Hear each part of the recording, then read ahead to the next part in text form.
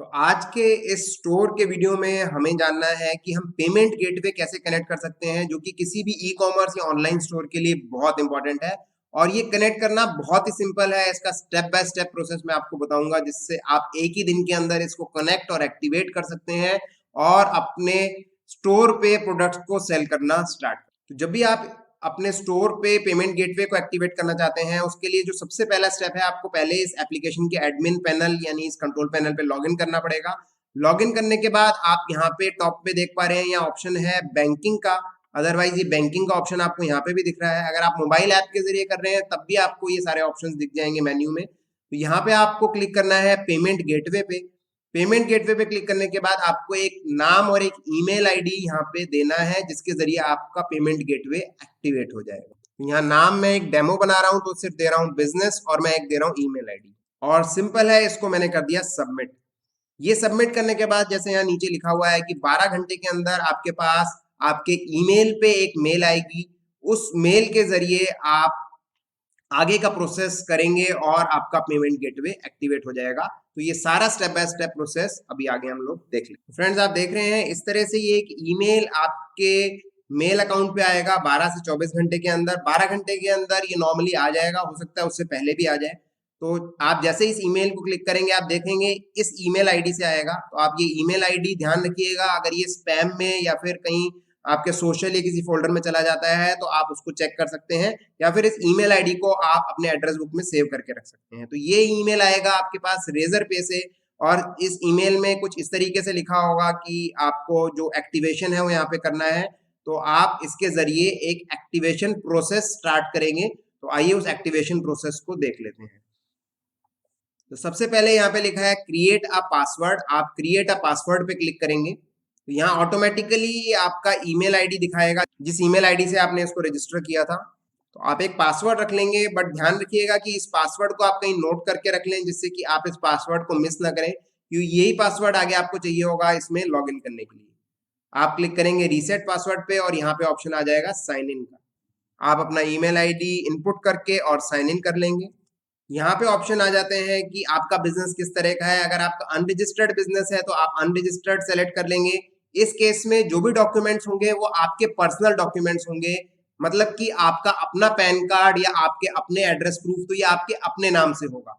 इसके अलावा अगर आपका बिजनेस किसी भी इन ऑप्शंस के अंदर आता है, जैसे कि प्रोप्राइटरशिप बिजनेस है, तो आपके बिजनेस के नाम से पैन कार्ड होना चाहिए। प्राइवेट लिमिटेड है तो डेफिनेटली पैन कार्ड होगा। पार्टनरशिप है तो भी आपके उस बिजनेस के नाम से पैन कार्ड होना चाहिए या एड्रेस प्रूफ भी होना चाहिए। पब्लिक लिमिटेड है तो ऑटोमेटिकली ये सारी चीजें होंगी। एलएलपी के केस में भी ये चीजें ऑटोमेटिकली होंगी। ट्रस्ट और सोसाइटी के केस में भी आपका पैन कार्ड और आपका एड्रेस प्रूफ बिजनेस के नाम से होना चाहिए, तभी इनमें से किसी ऑप्शन को सेलेक्ट करिएगा। अदरवाइज अनरजिस्टर्ड पे आप सेलेक्ट कर सकते हैं। बिजनेस का नाम जैसे कि हमने इनपुट किया था ऑटोमेटिकली यहाँ दिख रहा है, बट आप इसको चाहे तो चेंज कर सकते हैं। मान लीजिए आपने जब अप्लाई किया था वाणिज्य के प्लेटफॉर्म से, तब आपने जो भी बिजनेस का नाम डाला था उसमें कुछ करेक्शन है, तो आप यहाँ पे अभी भी इसको चेंज कर सकते हैं। अपना कॉन्टैक्ट नंबर आप देंगे, जो कि 10 डिजिट कॉन्टैक्ट नंबर होगा।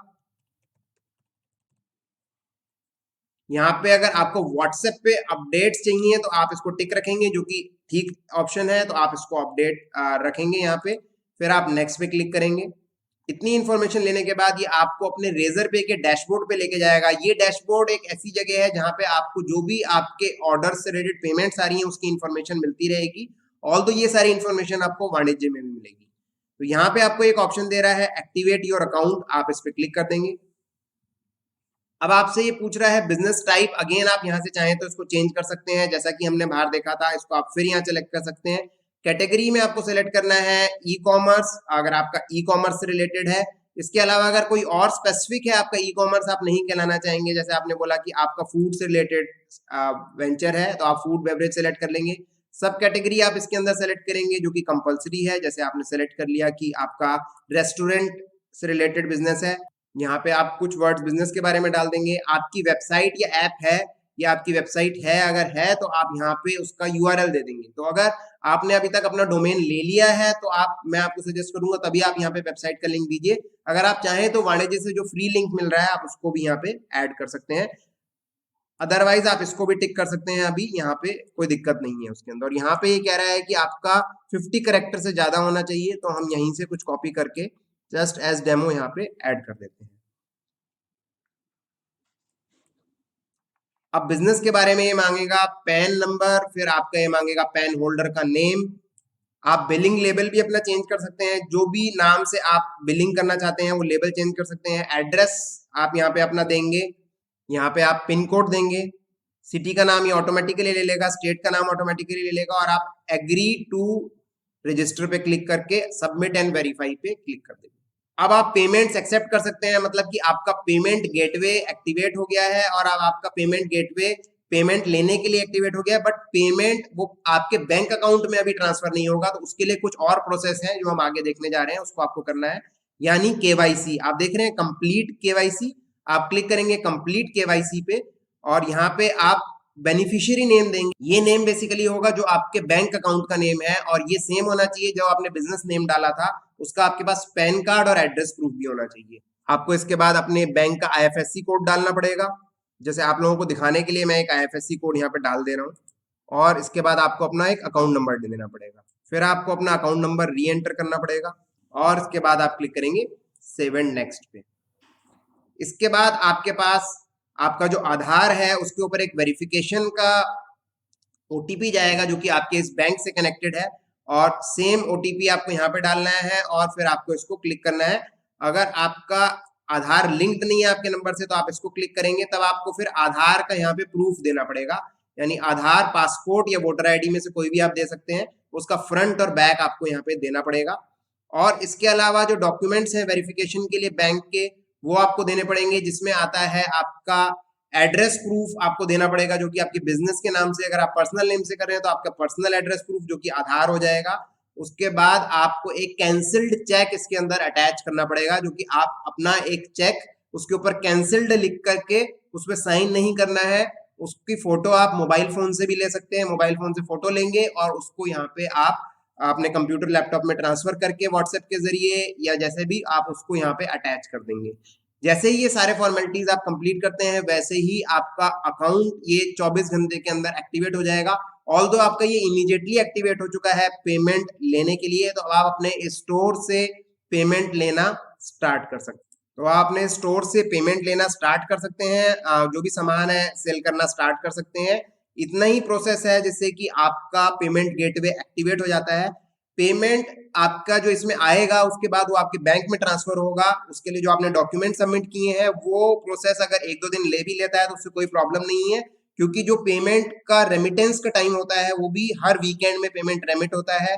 और इस पेमेंट गेटवे के जो चार्जेस हैं वो सबसे कम है, ये चार्जेस हैं 2% प्लस जीएसटी जो कि होते हैं 2.36%, जो कि मिनिमल है। अगर आप अपने बैंक का भी पेमेंट गेटवे अपने स्टोर पे लगाएंगे तब भी वो ये चार्ज कर लेगा। आप अगर पेटीएम के जरिए भी करेंगे एक बिजनेस अकाउंट बना के तो पेटीएम भी आपसे 2% प्लस जीएसटी चार्ज करेगा। तो ये मिनिमल ट्रांजेक्शन अमाउंट है जो कि हर जगह आपको लगेगी। अगर आप ई कॉमर्स के ऊपर डील करना चाहते हैं तो जो भी पेमेंट आएगी वो ये चार्ज हर बैंक आपसे लेगी ही लेगी। तो ये इसका मिनिमल चार्जेस है। सबसे बेटर चीज ये है कि जो इसका पेमेंट आपके बैंक में ट्रांसफर करने का टाइम है वो बहुत कम है और बहुत फास्ट, बिना किसी दिक्कत के, बिना किसी गलती के वो पेमेंट आपके अकाउंट में ट्रांसफर हो जाता है।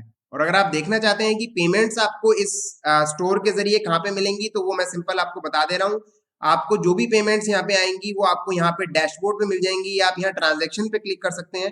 ट्रांजेक्शन पे जैसे ही आप क्लिक करेंगे तो जो भी पेमेंट्स या ऑर्डर्स आपके पास आए हैं, सक्सेसफुल पेमेंट्स, अनसक्सेसफुल पेमेंट्स, आपके बैंक में पेमेंट रेमिट कर दी है, तो वो सारी की सारी चीजें आपको यहाँ से मिल जाएंगी। जैसे अभी हमने सिर्फ नया क्रिएट किया आपको दिखाने के लिए, तो यहाँ पे कोई भी डिटेल नहीं मिल रही है, अदरवाइज ये सारी डिटेल्स आपको यहाँ पे मिल जाएंगी। तो आज के वीडियो में बस इतना ही। आगे के वीडियोस में और डिटेल्स के लिए आप देखिए, जिससे कि आप अपना कंप्लीट ऑनलाइन स्टोर सेटअप कर पाए। आगे के वीडियोस में कैसे डोमेन से कनेक्ट करना है, कैसे उसको आपको अपना एक पर्सनलाइज्ड ऑनलाइन स्टोर बनाना है, ये जानकारी आपको मिल जाएगी।